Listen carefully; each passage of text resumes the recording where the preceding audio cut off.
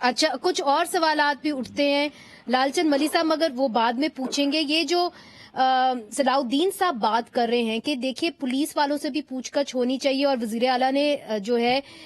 تمام جو وہاں پہ پولیس اہلکار ہیں ان کو معطل کر دیا، ایس ایچ او سمیت۔ مجھے یہ بتائیے کہ پولیس تو آپ کی coalition partner P M L Q کے ماتحت ہے، تو کیوں انہوں نے یہ کنفیشنل سٹیٹمنٹ اتنی جلدی کیوں ضروری سمجھا کہ اس کو ریلیز کیا جائے؟ مرضی بڑی مہربانی آپ کی۔ دیکھیں، سب سے پہلے تو میں بتانا چاہوں گا کہ جس طرح لوگوں کو، پاکستان کی عوام کو، عمران خان کو جو لوگ روکنا چاہتے تھے آزادی مارچ سے، جب وہ ناکام ہو گئے تو اب وہ اس پوزیشن میں آ گئے ہیں کہ انہوں نے حملے کروانا شروع کر دیے ہیں۔ جو آپ بات کہہ رہی ہیں وہ امپورٹنٹ ہے، لیکن آپ کو پتا ہونا چاہیے، یاد ہونا چاہیے کہ 25 مئی کے جو ذمہ وار افسران تھے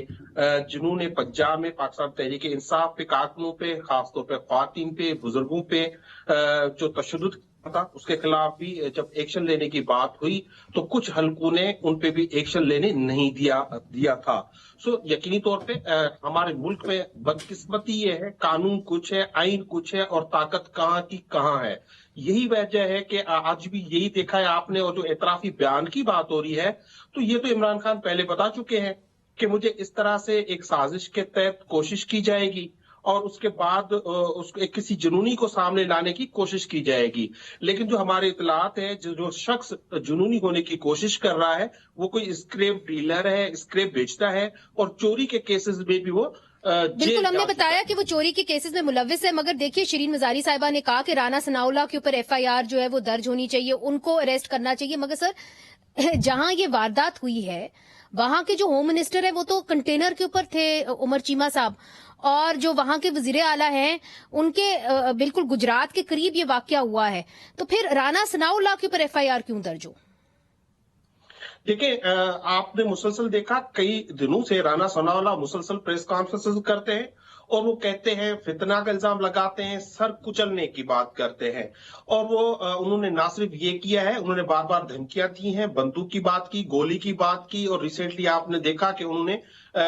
وفاقی کیبنٹ کو بھی کہا کہ ان کو